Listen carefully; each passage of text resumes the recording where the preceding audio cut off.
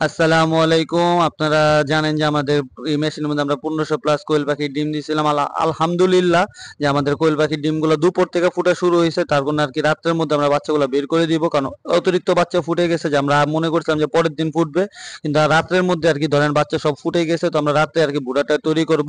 আর আমাদের যে বুডাটা তৈরি করছি বা তাপ কিভাবে মানে ওদের জন্য বুডাটা কিভাবে তৈরি করছি তা আজকে আপনার ভিডিওর মধ্যে দেখানোর চেষ্টা করবো ইনশাল্লাহ। আর আমরা যে জায়গায় বুডারটা সেট করবো সেই জায়গাটাকে ঝাড়ু দিয়ে নিতেছিলাম, মানে ময়লাটা পরিষ্কার করে নিতেছিলাম। আর তারপরে হচ্ছে কি আমরা একটা বুডার মানে টিন দিয়া, যেটা প্লেন শিট বলে, শিটটাকে গোল করে নিয়ে আর কি ওটার মধ্যে ভুসি দিয়ে দিতেছিলাম।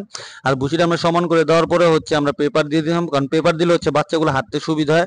আর ভুসিটা আর কি উড়ে ওদের চোখে বা নাকে মুখে যায় না, যার কারণে বাচ্চার কোনো ক্ষয়ক্ষতি হয় না, তার জন্য। আর তারপর আমরা পানিটা রেডি করতেছিলাম, মানে ওদের যেহেতু মেশিন থেকে বের হবে, বেরোনোর পর ওদের শরীরে একটা ক্লান্ত থাকবে বা একটা ধকল যাবে, যেহেতু ডিমের থেকে ওরা ফুটে বের হইছে।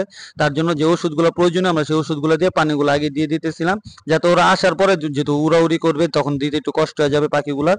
আর দেওয়া শেষে আমরা যে মেশিনটা খুলে দেখতেছেন যে বাচ্চা কি পরিমাণে ফুটছে, আলহামদুলিল্লাহ দেখার মতো বাচ্চা, মানে মেশিনে মানে খোলার পরে মনটা জুড়াই গেছে যে আমরা প্রথমবার ডিম দিছি, তাও এত বাচ্চা পাবো আমরা কখনো আশা করি নাই। মানে কতগুলো বাচ্চা পাইছি এখন আমরা বলতে পারি না, কিন্তু গুনতে হবে। আমি তার জন্য আর একটা বোল নিয়ে নিয়েছিলাম, যেহেতু আমাদের আগে কখনো বাচ্চা ফুটে নেই বা বাচ্চা কিভাবে নিয়ে আমরা বুটাই দেবো তার কোনো আইডিয়া ছিল না। আর এটা যেহেতু আমাদের প্রথমবার হয়েছে তার জন্য আর কি আমরা একটা বোলের মধ্যে নিয়ে মানে এক জোড়া করে গুনতেছিলাম যে কতগুলো হয় তা। তো আমরা এই একবার করে নিতেছিলাম আর একবার করে ঢিলে আসতেছিলাম মানে বাচ্চাগুলারে। তাও গুনতে গুনতে অনেক সময় লেগে গেছে, হয়তো 1 ঘন্টার মতো লাগছে, যা হয়তো আপনারা দেখতেছেন 2.5 মিনিটের ভিডিওর মাধ্যমে।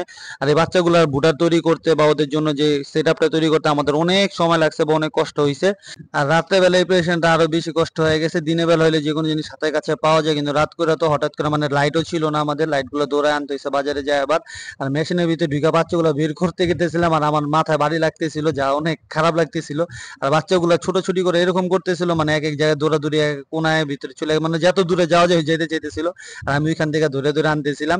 আর আলহামদুলিল্লাহ আমাদের মোট বাচ্চা ফুটছিল 1260টার মতো, যা আপনারা দেখতে মানে পারছেন। আর আমাদের আবার কিছু দেশি মুরগির ডিমও আছে, যেগুলো আপনি হয়তো আরো 5-7 দিন পরে ফুটবে। আর এখন আমাদের বাচ্চা ফুটছে এগুলো হচ্ছে 1260টার মতো।